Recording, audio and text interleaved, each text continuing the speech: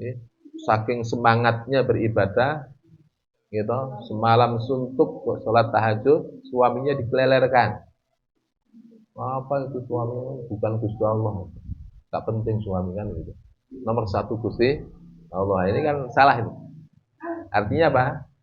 Artinya menelantarkan haknya suami.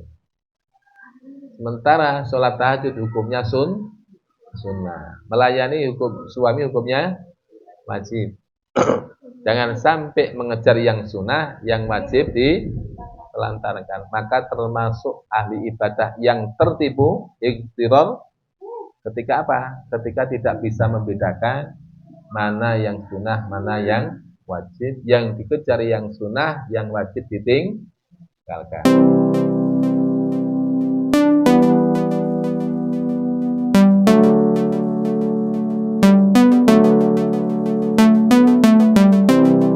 Sekarang bicara tentang Al-Quran.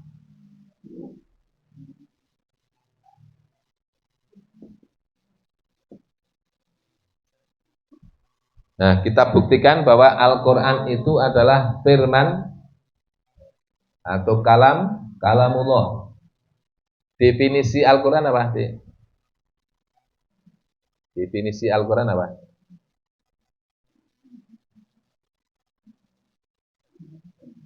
Belum tahu. Ibu ada yang tahu definisi Al-Quran?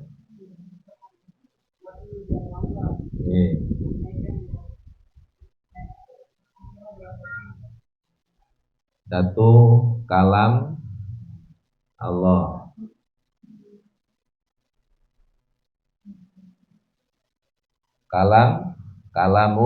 Kalamullah. Yang apa? Bersifat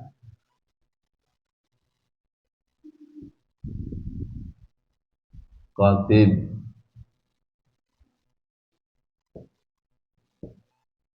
Qadim. Maksudnya qadim itu apa? Qadim itu terdahulu. Zatnya Allah juga bersifat qadim. Kalamnya juga bersifat qadim. Antara zat dan sifatnya Allah sama-sama bersifat qadim. Beda dengan manusia. Kalau manusia bisa bicara setelah umur sekian. Berarti apa? Kalamnya manusia beda dengan zatnya manusia. Manusia lahir tidak langsung bisa bicara. Nunggu berapa? 1 tahun, 2 tahun baru bisa bicara. Berarti apa? Manusia bisa bicara ketika sudah berapa tahun lahir. Tapi Allah, sifatnya Allah, baik itu kalam, baik itu al-ilmu, ilmunya Allah, kemudian Allah mendengar, Allah maha melihat, itu bagian daripada sifat-sifatnya Allah, semuanya bersifat qadim. Termasuk kalamullah. Artinya kalamullah itu bukan makhluk. Kalau makhluk kan pasti sesuatu hal yang baru. Sesuatu hal yang baru. Nah, kalau kalamnya Allah bukan bersifat hadis. Hadis itu baru, tapi bersifat qadim. Serius ini paham nggak, Bu? Saya khawatir tidak terlalu serius malah nggak paham malah. Karena terlalu sepaneng ya. Kalau terlalu sepaneng biasanya malah antuk ya. Karena ini sudah terlalu banyak file. Ya, file file belanja ini, file urus. Belum lagi file-file hutang.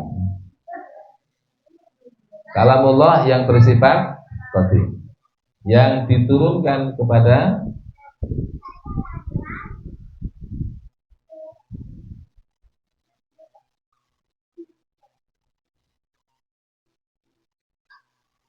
Nabi Muhammad.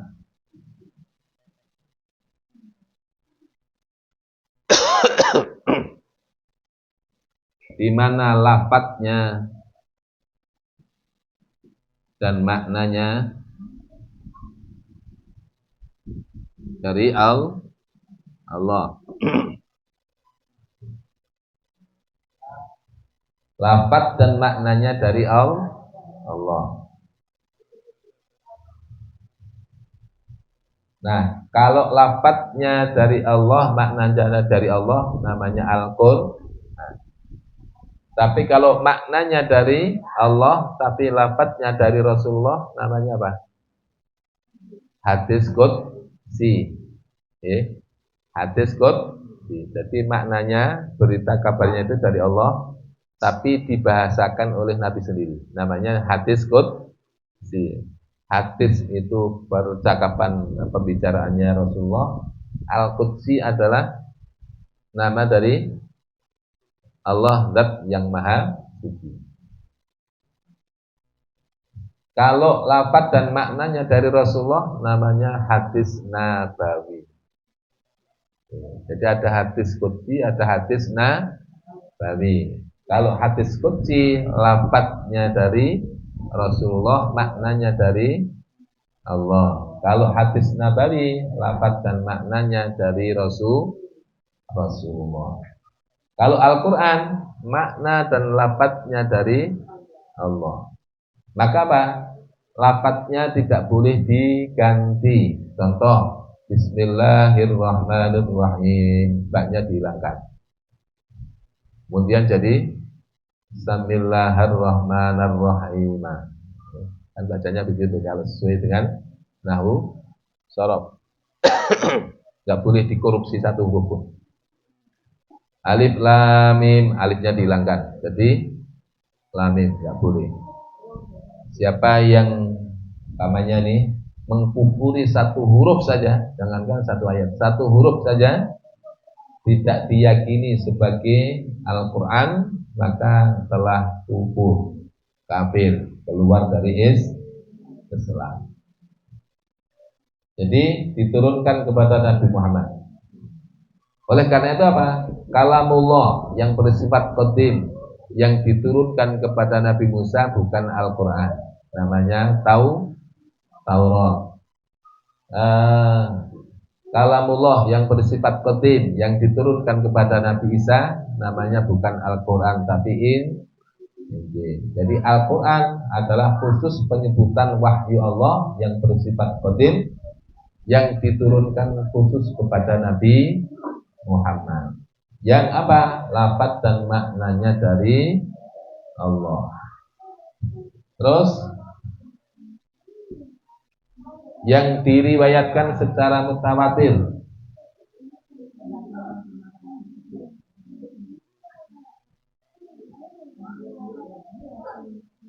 Secara mutawatir.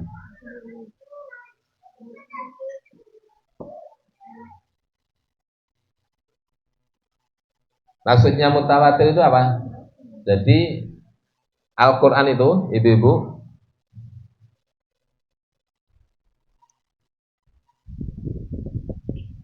diturunkan oleh Allah melalui dua tahap. Ini Al-Quran.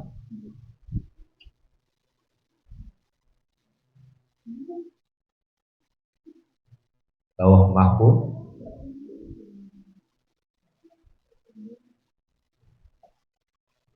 yaitu Izzah atau Baitul Ma'mur di Rasulullah.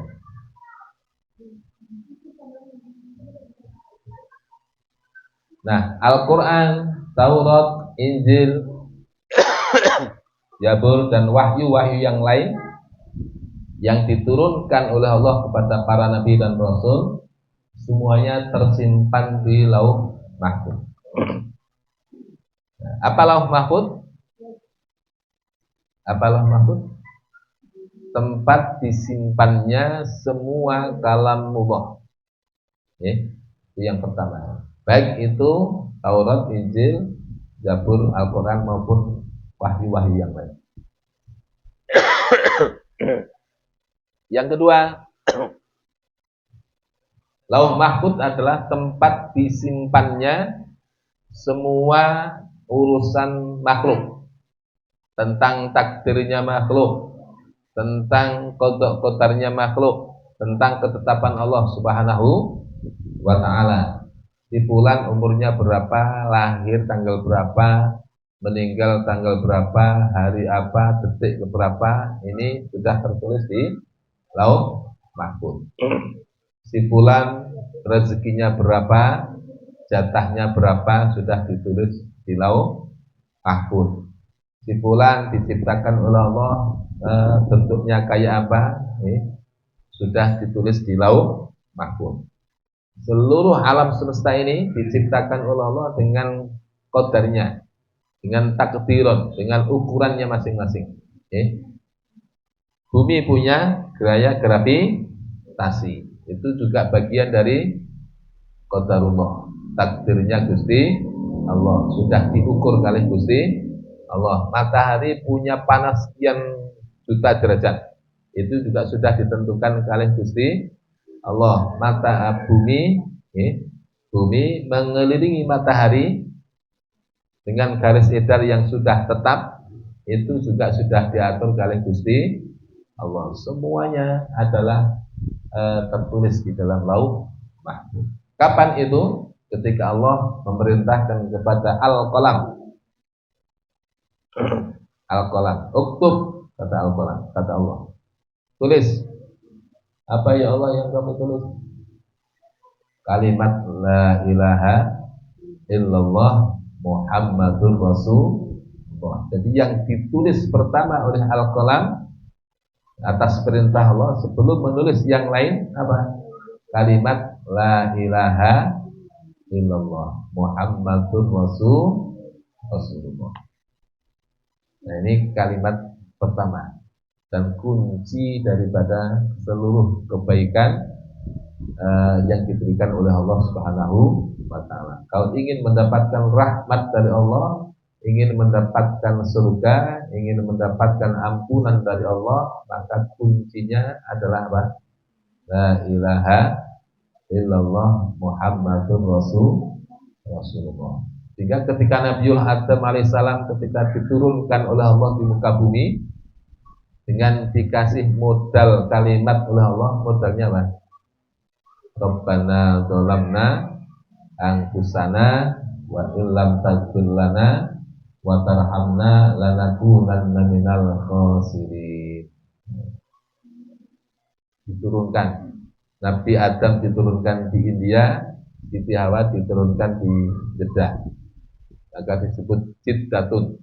Jiddatun adalah artinya nenek. Maka disebut Jiddah. Artinya tempat turunnya nenek kita siapa? Siti Hawa. Nabi Adam diturunkan di India. Sehingga apa? Bertahun-tahun, selama 400 tahun. Konon diceritakan 400 tahun Nabi Adam, Siti Hawa saling mencari. Bayangkan itu. Jadi itu kalau pisah sama suami yang dicintai 400 tahun, enggak usah lama-lama.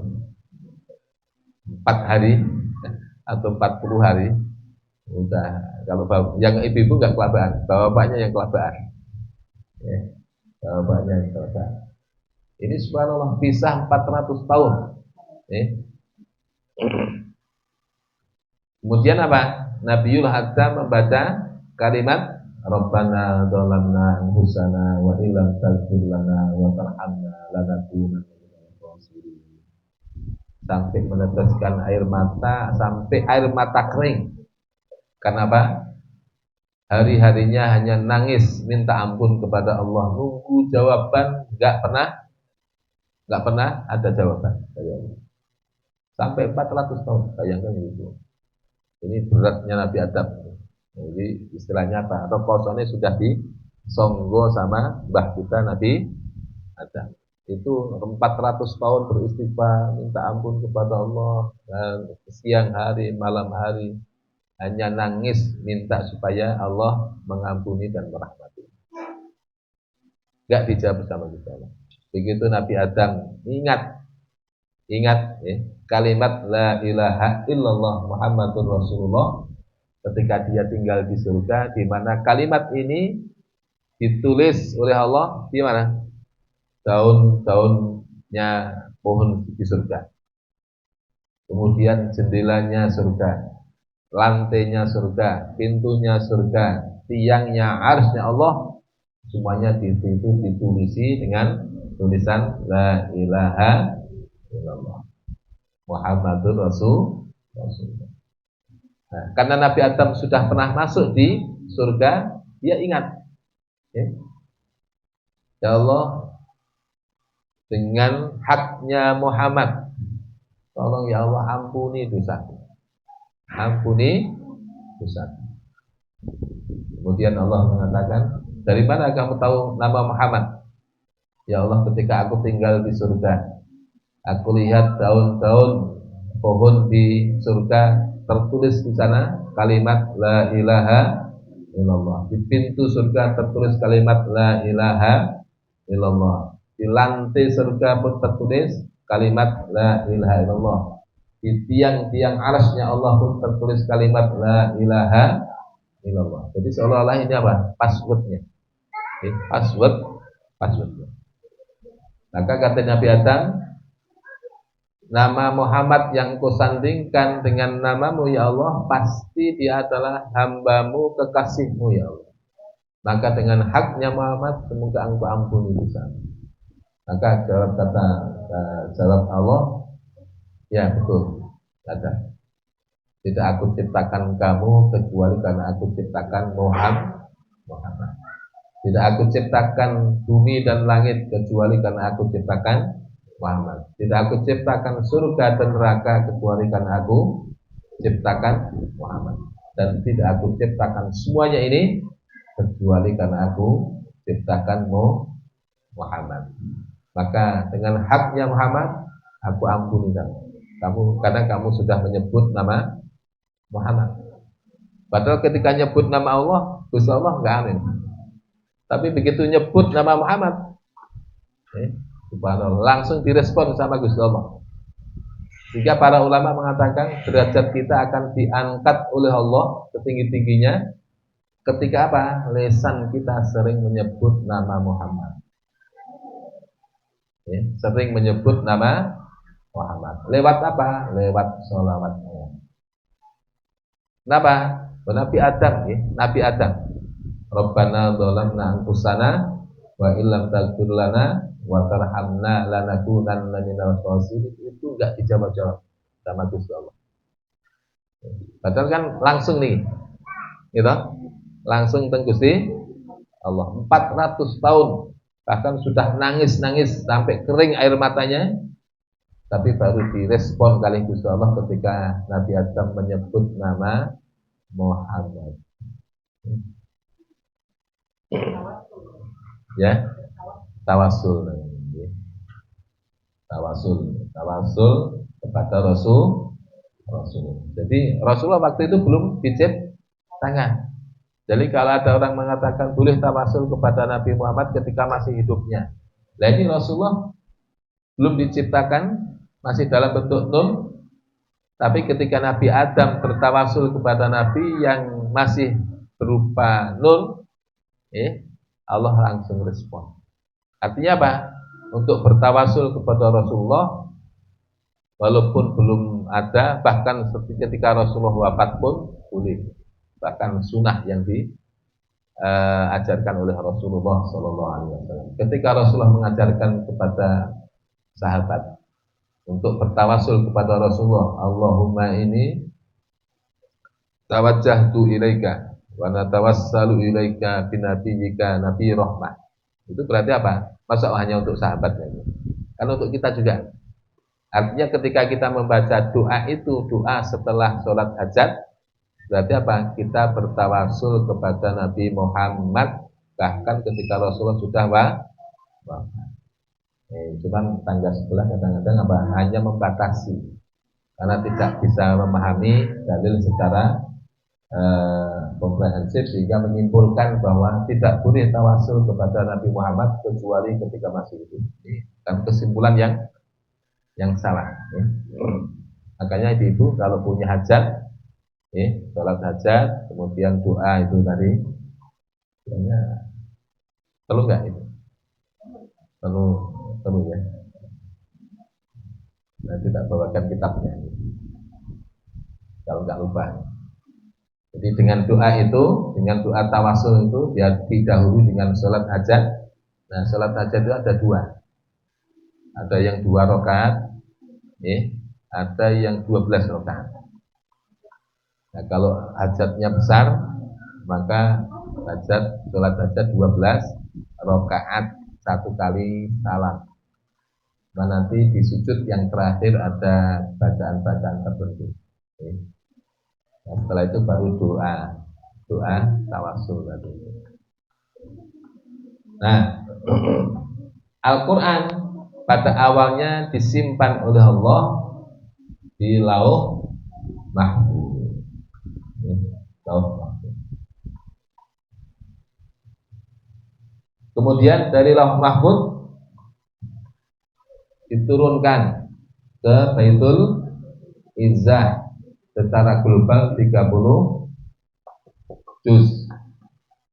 30 juz yang dikawal oleh 70.000 malaikat.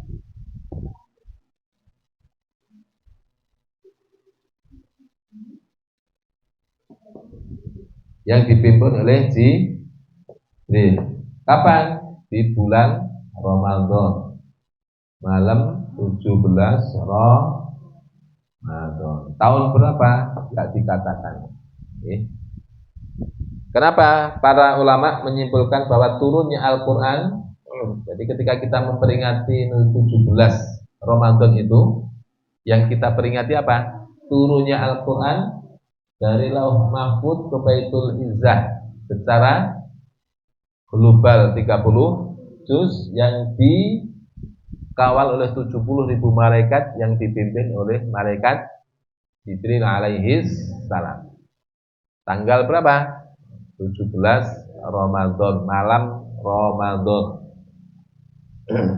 Allah mengatakan Yaumal Furqan, Yaumal Taqal Jam'an.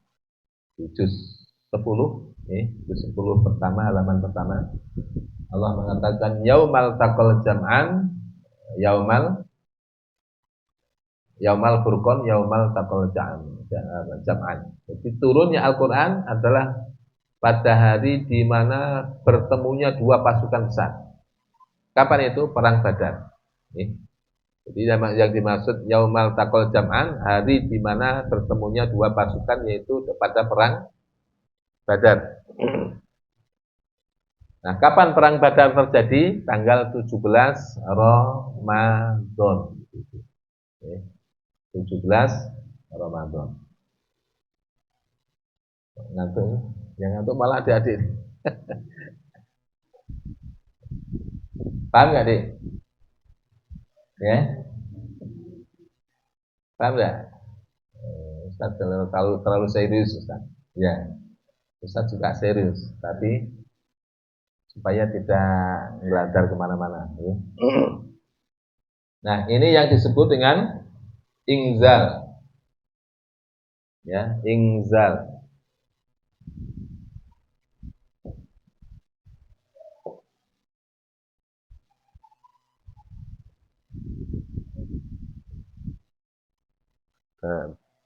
Gitu ya. Habis ya. Nah, ini yang disebut dengan proses ingzalan. Apa proses ingzalan? Proses turunnya Al-Quran dari Lauh Mahfuz ke Baitul Izzah secara global 30 juz, dikawal oleh 70.000 malaikat, dipimpin oleh malaikat Jibril, terjadi di bulan Ramadan tanggal 17. Jadi kalau kita memperingati nuzulul Quran itu, yang kita peringati apa? Ini ya. Proses ingzalan. Syahrul Ramadan alladzi unzila fihil Quran. Ya, bulan Ramadan adalah bulan yang diturunkan Al-Quran. Unzila dari kata anzala yunzilu ingzala. Kata Al-Imam Jalaluddin As-Suyuti di dalam kitabnya Al-Itqan fi Ulumil Quran, beliau menjelaskan tentang makna al-ingzala. Anzala yunzilu inzalan. Apa? Turunnya Al-Quran secara global dari Lauh Mahfuz ke Baitul Izzah. Apa Lauh Mahfuz tadi? Sudah saya jelaskan ya. Nah sekarang apa Baitul Izzah? Apa Baitul Izzah? Atau Baitul Ma'mur. Baitul Izzah adalah tempat tawafnya para malaikat. Jadi setiap saat ada 70.000 malaikat yang tawaf di Baitul Izzah. Ketika selesai tawaf, keluar dan tidak balik lagi. Ganti 70.000 malaikat lagi, tawaf 7 kali. Kalau sudah selesai, keluar nggak balik lagi. Ganti malaikat yang lain. Dari mulai kapan? Dari mulai diciptakannya malaikat yang pertama. Sampai kapan? Sampai hari kiamat. Kalau begitu jumlah malaikat buahnya lebih banyak dari jumlah manusia. Bisa jadi bukannya miliar tapi triliun. Karena setiap hari jumlah malaikat selalu bertambah dan tidak berkurang. Kalau manusia kan bertambah berkurang. Sama dengan iblis. Awalnya iblis, kemudian punya anak setan, setan punya anak lagi setan. Ketika diciptakan oleh Allah setan satu, tidak akan pernah mati sampai hari kiamat. Bedanya dengan kita, diciptakan Adam, punya anak, mati. Punya anak lagi, berkembang, ada yang mati. Tapi kalau malaikat, begitu diciptakan oleh Allah, salah satu diciptakan asbabnya oleh Allah, kenapa? Karena sholawat kita pertama. Yang kedua karena tasbih kita. Ketika kita baca subhanallah wa bihamdihi subhanallahil azim astagfirullah astagfirullah 100 kali setelah azan subuh sebelum sholat subuh ya, kata Rasulullah, siapa yang membaca tasbih ini, yang dengan tasbih ini seluruh makhluknya Allah diberikan rezeki oleh Allah Subhanahu wa taala. Maka satu akan diberikan keutamaan, dunia akan datang kepada kita dengan memaksa. Istilahnya dunia siap melayani kita. Artinya dimudahkan urusan rezekinya.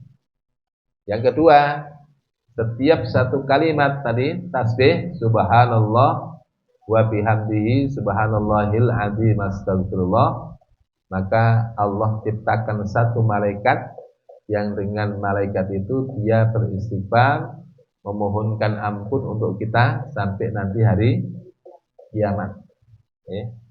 Jadi ada malaikat-malaikat yang memang sebetulnya malaikat diciptakan oleh Allah itu tujuan utama apa? Beristighfar untuk kita. Beristighfar untuk kita. Contoh, ketika kita kumpul ngaji, taklim, kemudian sholawatan bareng, kemudian zikir istighosah bareng, maka seluruh makhluknya Allah, termasuk para malaikat, diperintahkan oleh Allah untuk beristighfar, mintakan ampun untuk kita. Siapapun, malaikat, baik malaikat Jibril, malaikat Mikail, Israel, dan seluruh malaikat yang diciptakan oleh Allah, yang tentu jumlahnya bukan hanya sekedar jutaan, miliaran, bisa jadi triliunan, mereka minta ampun untuk kita. Maka caranya beristighfar yang paling praktis apa? Kalau kita istighfar sendiri kan ada ya kurang banyak, dan kadang-kadang istighfarnya kurang khusyuk. Tapi ya penting, harus. Cuman istighfar yang paling efektif adalah ketika kita hadir di majelis taklim. Kenapa? Karena sudah diwakili oleh seluruh malaikatnya Allah. Yang kedua, diwakili istighfar kita oleh seluruh makhluk yang ada di muka bumi, baik berupa ikan, burung, hewan-hewan, semut, nyamuk, semuanya itu beristighfar untuk kita. Ketika apa? Ketika kita hadir di majelis taklim. Makanya apa? Kalau majelis taklim biasanya yang hadir sedikit. Karena apa?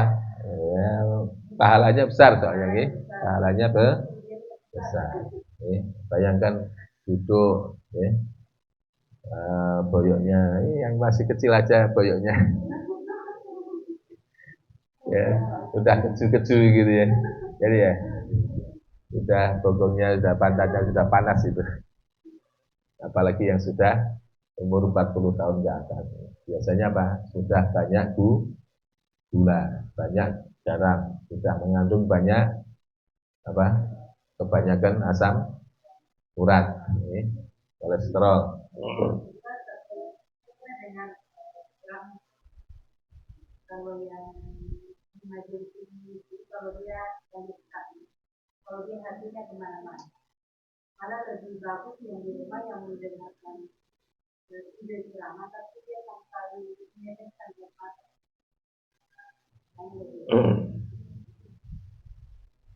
Yadullahi fawqal jamaah. Tangan Allah di atas orang yang berjamaah. Maksudnya berjamaah suka ngumpul. Makanya sholat berjamaah lebih utama dibanding sholat sendiri. Walaupun sholat sendiri ini khusyuk dari takbir sampai salam. Walaupun sampai nangis-nangis. Kenapa? Karena amalan jama'i lebih utama, lebih besar pahalanya dibanding amalan inti.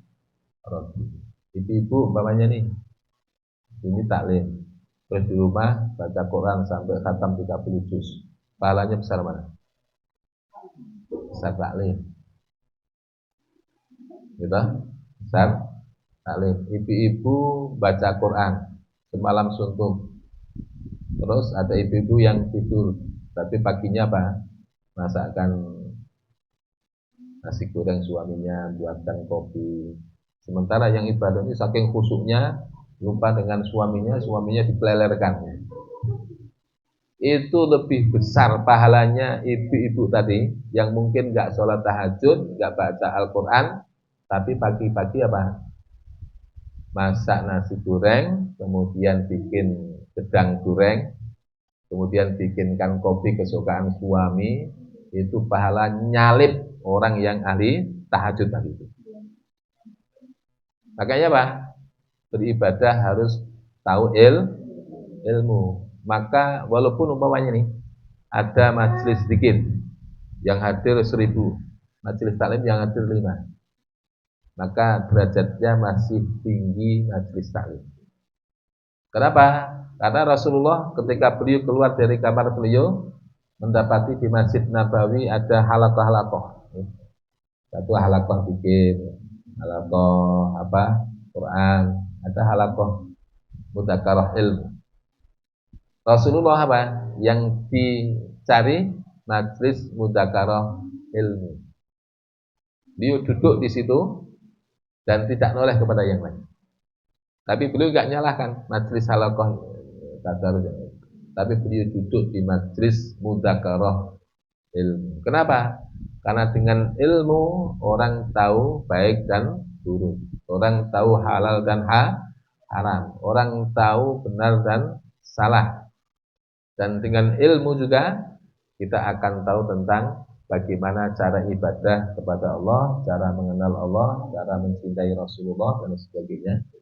Tapi kalau orang disibukkan dengan ibadah tapi dia nggak pernah ikut taklim, maka ibadahnya, andaikan dia ibadah nyengkut, mungkin nilai ibadahnya tidak berkualitas. Kenapa? Karena nggak tahu ilmu. Maka apa? Yang dihargai oleh Allah adalah orang yang berilmu. Yarfa'illahu alladhina amanu minkum walladhina utul ilma darajat.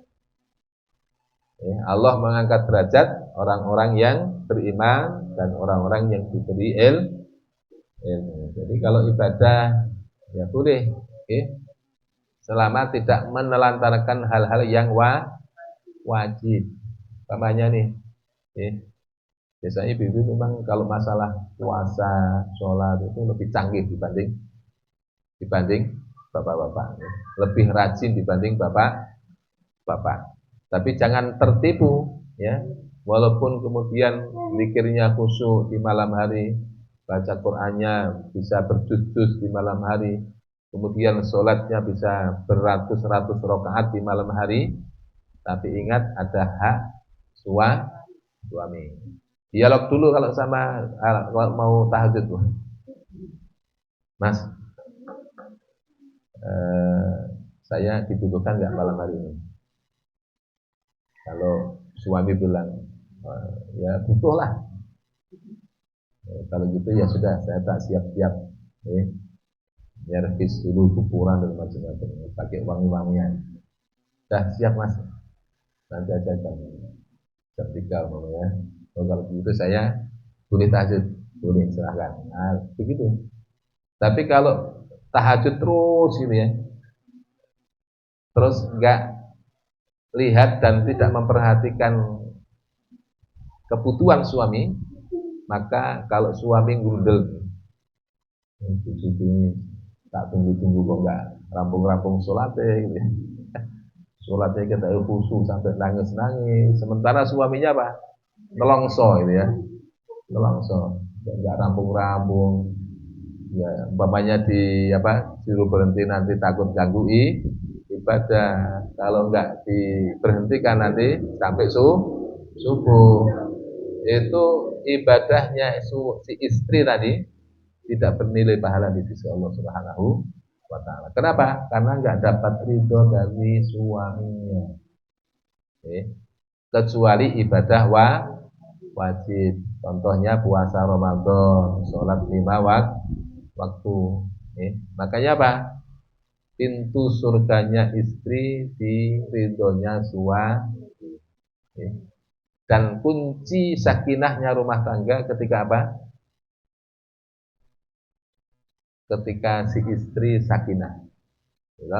Nah, supaya istri sakinah, kuncinya di suami. Kalau suaminya suka bentak atau KDART, atau suka ngomong yang menyakitkan hati istri, maka istri tidak akan sakinah.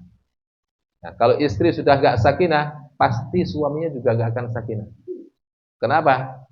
Karena melayani pun tidak dengan hati, masak tidak dengan hati, bikin sambal tidak dengan hati. Akhirnya apa? Akhirnya masak ya sekedar masak. Karena masaknya nggak ikhlas, grundel, maka dimakan nggak enak, nggak berkah. Nah, sehingga apa?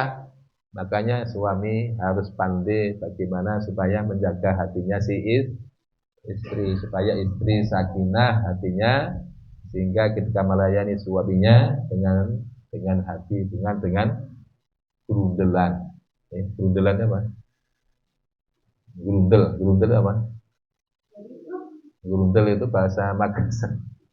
Kalau bahasa Jogjanya kan grundel. Grundel itu pokoknya hatinya enggak ikhlas. Wanita yang mungkin tapi tidak mengurusi keluarga yang dengan baik itu masih lebih bagus wanita yang tidak saling tapi mengurusi anak dan keluarga yang lebih baik. Ya ini panjang, jawabannya panjang. Kan banyak ini sekarang ya pengajian di luar sana. Jadi ada itu memang dibutuhkan dengan beberapa pengajian yang diikuti. Tapi yang sampai itu yang bilang itu kan di Megawati lain. Sekarang itu pengajian terus tidak urus anaknya lagi. Karena memang ada yang seperti itu bisa. Ada yang berpagi sampai malam itu macam itu tidak sana. Saatan wa saatan. Satu saat waktu untuk suami, satu saat untuk Allah, satu saat untuk anaknya, satu saat untuk mencari ilmu, satu saat untuk pribadi. Jadi Allah itu harus kita disuruh bersikap adil, adil dalam kehidupan. Masing-masing di antara kita memiliki hak dan kewajiban. Nah, kewajiban kita kepada suami ada, kewajiban kepada anak ada, kewajiban kepada Allah juga ada, kewajiban kepada Rasulullah juga ada, kewajiban kepada tetangga juga Ada. Ya. Nah, memang harusnya nih ibu-ibu nggak usah keluar mencari ilmu. Kalau suaminya alim dan soleh. Nah, saya tak ngaji ke suami aja, ngaji tentang puasa, ngaji tentang zakat, ngaji tentang macam-macam. Itu bagus itu. Gitu. Cuman kalau suami nggak bisa ngajari, padahal ibu-ibu harus dituntut untuk bisa berakidah berislam dengan baik dan benar, maka kewajiban suami harus mencarikan guru dari istrinya. Kalau kemudian punya istri tidak dididik, kemudian tidak disuruh mencari ilmu ketika dia tidak mampu mendidiknya, maka dosanya istri kepada suami. Jadi ketika istri berbuat maksiat, berbuat dosa, maka dosanya istri tadi kemana? Mengalir ke rekening suami. Tapi dosanya suami, kalau dia berbuat dosa maksiat, istri nggak dapat jatah. Tapi kalau suami taat, kemudian dia beribadah, soleh, alim, maka istri dapat jatah pahala. Bayangkan ini. Makanya apa? Kalau bisa, kalau saya boleh minta sama Allah, kepengen jadi perempuan. Cuman sudah jadi laki-laki. Nah itu untungnya jadi laki-laki. Itu untungnya jadi perempuan. Perempuan itu ibu-ibu, nafkahnya ditanggung siapa? Bapaknya. Kalau bapaknya nggak mampu, ditanggung saudara laki-lakinya. Kalau saudara laki-laki nggak mampu, ditanggung suaminya. Suaminya nggak mampu, ditanggung anaknya, laki-laki. Jadi istilahnya apa? Perempuan itu sebetulnya dienakkan kali suami. Kenapa? Nggak ada kewajiban mencari nafkah, nggak ada kewajiban untuk cari duit. Terus kewajibannya apa? Ya ibadah dengan baik dan benar, kemudian bekti kali suaminya. Udah. Nah, tapi apa? Perempuan juga punya kewajiban dakwah. Karena dakwah ini bukan hanya dominasi laki-laki, bukan hanya haknya laki-laki saja, bukan hanya kewajiban laki-laki, tapi perempuan pun diwajibkan untuk berdakwah. Jadi kalau suami melarang istrinya berdakwah, maka suaminya dosa. Yang penting apa? Ketika dia keluar rumah berdakwah, aman dalam perjalanan, kemudian tidak terjadi ikhtilat apa? Campur aduk sama laki-laki yang lain, dan tidak terjadi fitnah ketika keluar rumah. Dan suami ridho. Paham ya? Jadi memang idealnya apa? Idealnya itu istri belajar sama suami, karena suami itu sekaligus suami, sekaligus teman, sekaligus guru. Makanya apa? Di Yaman, di Tarim itu, para istri perempuan nggak keluar rumah, cuma di dalam. Yang keluar, yang jualan laki-laki, yang beli laki-laki, apapun semuanya laki-laki dikerjakan. Perempuan semuanya di dalam. Kenapa? Kalau mau ngaji ke suaminya, atau saudara laki-lakinya, atau ke ayahnya. Karena apa? Karena saudaranya laki-lakinya, kemudian suaminya, bapaknya, semuanya sudah alim. Jadi bapaknya yang keluar rumah cari ilmu. Nanti pulang ngajarin anak-anaknya, ngajarin istrinya. Saudaranya keluar cari ilmu, pulang ngajarkan ke saudara perempuannya atau yang lain. Itu yang ideal. Cuman di sini apa? Bapak-bapaknya males keluar cari ilmu. Akhirnya apa? Ibu-ibu yang keluar. Gitu. Kan berarti kondisinya tidak normal. Ketika kondisi nggak normal, begini. Tapi apakah nggak boleh? Ya, ketika suami nggak bisa mengajarkan ilmu, maka suami harus mengizinkan. Ya, cari ilmu dah. Kalau perlu sama saya. Kalau perlu tak antar kan begitu nih. Harusnya begitu. Yang ideal. Jangan sampai kemudian sudah nggak bisa ngajari, sudah nggak bisa mulang ngaji, ngelarang bujune dari ilmu. Jadi sangatan wa sa'atan. Sa'atan wa sa'atan. Satu saat melayani suami, kan melayani suami kan tidak 24 jam gitu. Gitu. Suami kerja, nah, pada saat kerja minta izin, Mas, nanti saya ada pengajian di sini atau saya mau taklim di ustadz ini dan sebagainya. Itu enggak apa-apa. Yang penting adil. Kan masing-masing punya tanggung jawab dan hak. Satu, kita Allah punya hak terhadap diri kita. Rasulullah punya hak terhadap diri kita. Agamanya Allah punya hak terhadap diri kita. Kemudian tetangga kita punya hak, orang tua kita punya hak, saudara kita punya hak. Cuman ada skala prioritas. Fikih aulawiyat. Nah, skala prioritasnya apa? Ya pertama, layani dulu dengan sebaik-baiknya suami. Nah, kalau sudah dimasakkan dengan enak, dilayani dengan senyuman yang ikhlas, kita waktunya minta izin ke suami. Mas, saya jam sekian mau ikut taklim. Kalau sampean bisa ngajari, saya tak ngajari sampean. Tapi karena sampean nggak bisa ngajari, izinkan saya keluar rumah atau bisa malah saya kalian tak aja. Sampean kan nganggur toh. Nah, gitu. Ngaji bareng sama saya biar sama-sama tahu. Karena apa? Orang yang tidak tahu ilmu kebanyakan adalah karena efeknya apa? Nanti gampang terbuat dolim. Karena tidak bisa meletakkan segala sesuatunya sesuai dengan hukum Allah dan sesuai dengan tuntunan Rasulullah Shallallahu Alaihi Wasallam. Ya kayak tadi itu, saking semangatnya beribadah, gitu, semalam suntuk sholat tahajud, suaminya dikelelerkan. Apa itu suami? Bukan Gusti Allah. Tak penting suami kan gitu. Nomor satu Gusti Allah. Ini kan salah itu. Artinya apa? Artinya menelantarkan haknya suami. Sementara sholat tahajud hukumnya sunnah. Melayani hukum suami hukumnya wajib.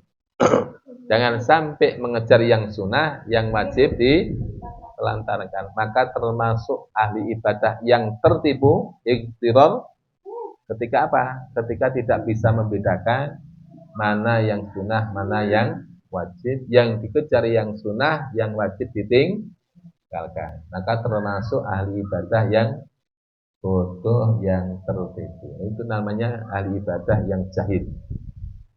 Nah, oleh setan justru malah senang. Kenapa? Karena suka menelantarkan hal-hal yang wajib. Nah, sementara urusan tahajud, urusan baca Al-Quran, urusan puasa sunnah, urusan pribadi dan itu hukumnya sunnah. Kalau sampai kemudian meninggalkan haknya orang lain, maka dolim.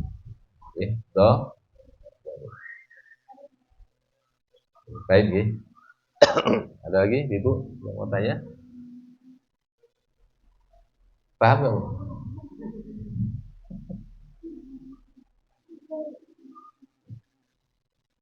Jadi hati-hati dengan banyaknya ibadah. Jadi Gusti Allah itu contoh nih. Gusti Allah itu istilahnya apa ya? Sangat toleransi.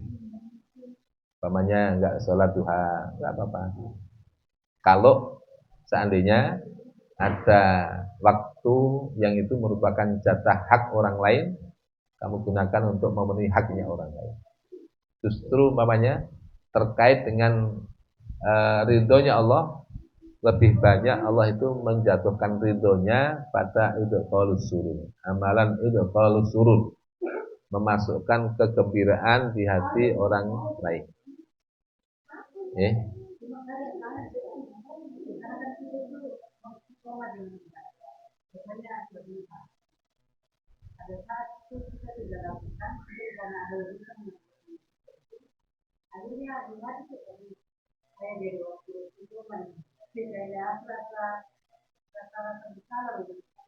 Istiqomah itu ada dua. Istiqomah.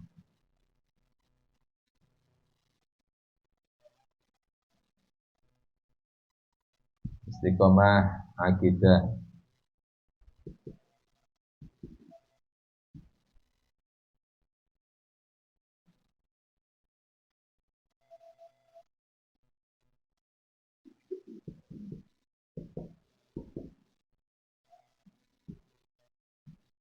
Amal.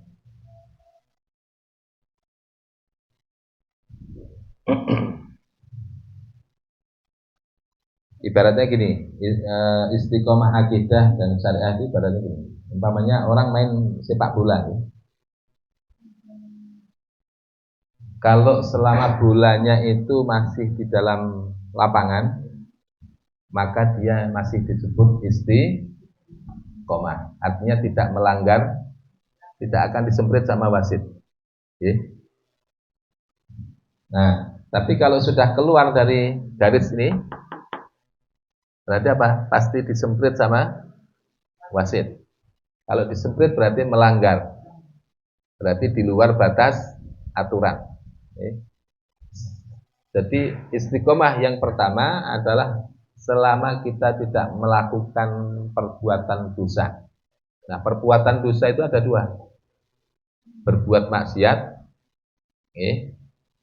yang kedua meninggalkan kewajiban. Ini sama-sama maksiat. Meninggalkan sholat, maksiat. Minum minuman keras, maksiat. Kemudian tidak melayani suami, maksiat. Tidak mendidik istri, maksiat. Tidak mendidik anak, maksiat. Jadi maksiat itu ada maksiat dalam pengertian melakukan perbuatan-perbuatan dosa yang memang dilarang oleh Allah seperti zina, minuman keras, membunuh, mencuri, korupsi dan sebagainya. Tapi maksiat yang kedua meninggalkan kewajiban. Seorang suami disebut berbuat dosa, maksiat ketika apa? Menelantarkan istri dan anaknya atau orang tuanya atau orang-orang yang menjadi tanggung jawabnya. Jadi selama apa? Selama bermainnya bolanya masih di lapangan, belum masih disebut istiqomah. Selama hal yang dilarang oleh Allah dijauhi, selama yang wajib dijalankan dengan baik yang benar, maka dia sudah istiqomah. Betul? Nah, ada istiqomah amal, bil amal, dalam beramal. Contoh, sholat berjamaahnya istiqomah, sholat duha istiqomah, walaupun hanya 2 rakaat, sholat tahajud istiqomah, walaupun 2 rakaat, sholat witir istiqomah 3 rakaat, yang bisa-bisa istiqomah. Nah, kalau toh kemudian kita menjalankan sholat duha tapi tidak bisa istiqomah karena terganggu oleh kewajiban yang lain, maka masih disebut istiqomah. Kenapa? Karena dia meninggalkan sholat duha disebabkan menjaga hal-hal yang wajib. Karena sibuk mengurusi suami sehingga tidak sempat, capek di malam harinya nggak sempat sholat tahajud, maka masih disebut istiqomah. Ketika sebelum menikah, biasanya ibu-ibu kan ahli puasa tuh. Sebelum menikah, puasa Daud, puasa Senin Kemis, kemudian tadarusnya rajin dan sebagainya. Begitu menikah biasanya apa? Senin Kemisnya hilang, puasa Daud hilang, terus tahajudnya hilang. Kenapa? Karena sibuk ngurusi suami. Bukan berarti kemudian pahala tahajudnya hilang, diganti dengan apa? Husnul tabaul kepada suami. Dan itu lebih besar. Lebih besar pahalanya. Ada seorang gadis yang ahli ibadah, tapi setelah menikah belum tentu lulus jadi istri. Ada seorang wanita sebelum menikah dia ahli Quran, tapi setelah menikah belum tentu lulus diuji dengan suaminya. Saya punya teman, istrinya hafidhah. Nah, luar biasa. Nah, teman saya ini tukang judi. Jadi suka main judi, padahal Gus. Padahal bapaknya Kiai. Kalau pulang ke rumah, ya istrinya subhanallah melayani dengan baik, padahal hafidhah. Melayani dengan baik dan tidak pernah istilahnya marah-marah kepada suaminya karena judi dan lain sebagainya. Pokoknya dilayani dengan baik.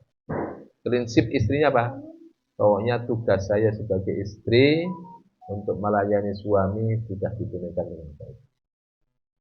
Adapun maksiatnya, judinya si suami, saya sudah mendoakan. Paling tidak sudah mendoakan kepada Allah Subhanahu wa taala. Justru apa? Suaminya yang judi gitu bisa berhenti dari judinya karena apa? Doa si istri dan pelayanan si istri dengan baik. Yang akhirnya taubat. Akhirnya taubat. Jadi akhirnya apa? Yang penting apa? Husnul tabaun. Memperbaiki pelayanan kepada suami sehingga suami betul-betul ridho kepada kita sampai akhir hayat kita. Kalau kita meninggal kok suami ridho, ridho maksudnya bukan alhamdulillah. Namanya kalau ada istri meninggal kok suaminya alhamdulillah, itu perlu dipertanyakan. Bukan begitu maksudnya. Jadi ketika istri meninggal, suami ridho maksudnya ridho apa?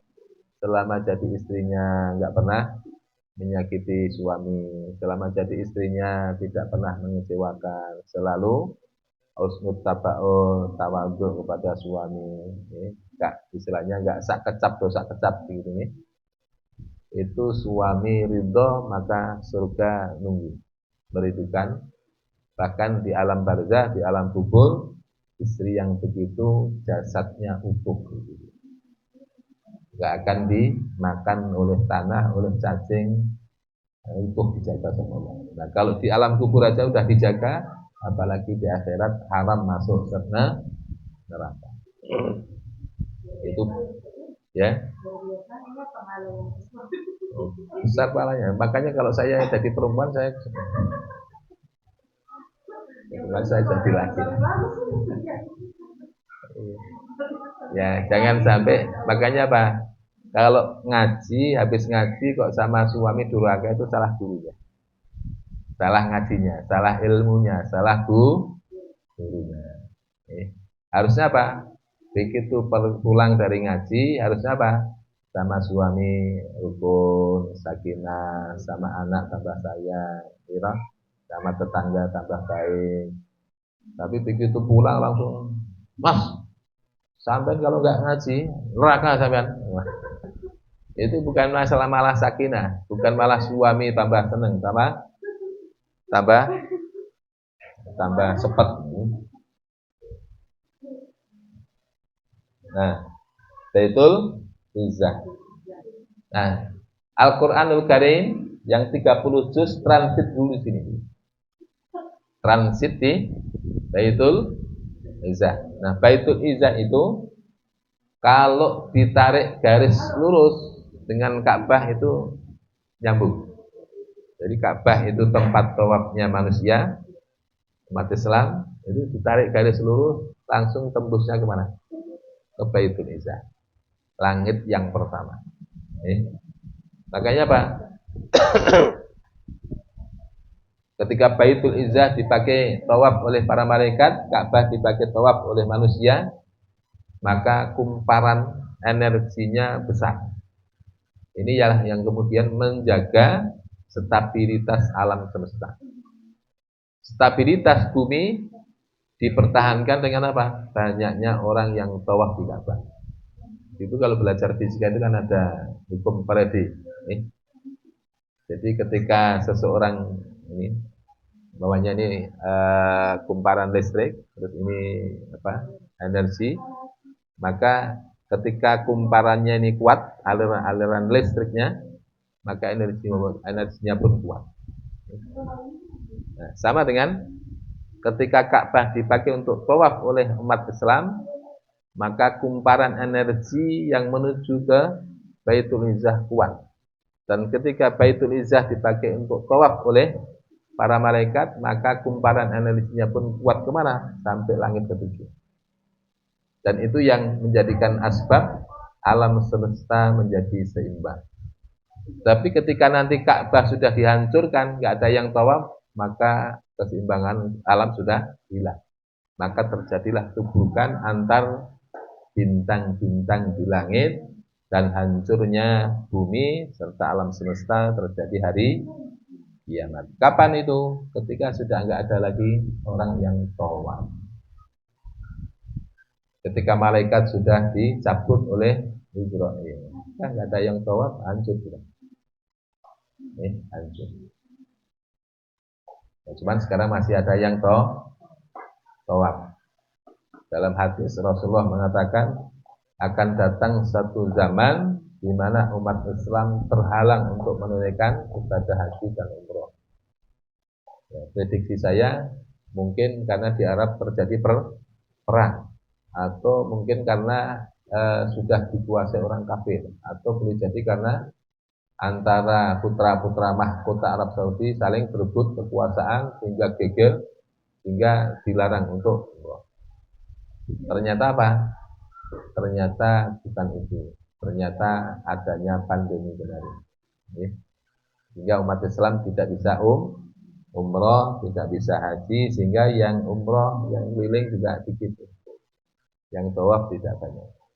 Seandainya itu berlanjut terus, bisa jadi mempercepat kiamat. Tapi ternyata sudah normal. Oke, ada pertanyaan? Nanti kita lanjut kita lanjutkan tentang nazzala yunazzilu tanzila. Proses turunnya Al-Qur'an dari Baitul Izzah ke Rasulullah sallallahu alaihi wasallam. Ada pertanyaan? Paham ya? Paham Bu? Bu siapa? Jadi Bu Siti Lestari. Paham ya? Jadi paham? Ya? Bayu paham? Oh, fokusnya ke HP ya. Oke, kita aja, kita tutup, kita akhiri dengan doa bermajlis. Subhanakallahumma wa bihamdik, asyhadu an la ilaha illa anta, astaghfiruka wa atubu ilaik. Wassallallahu ala sayyidina Muhammad walhamdulillahi rabbil alamin. Wassalamualaikum warahmatullahi wabarakatuh.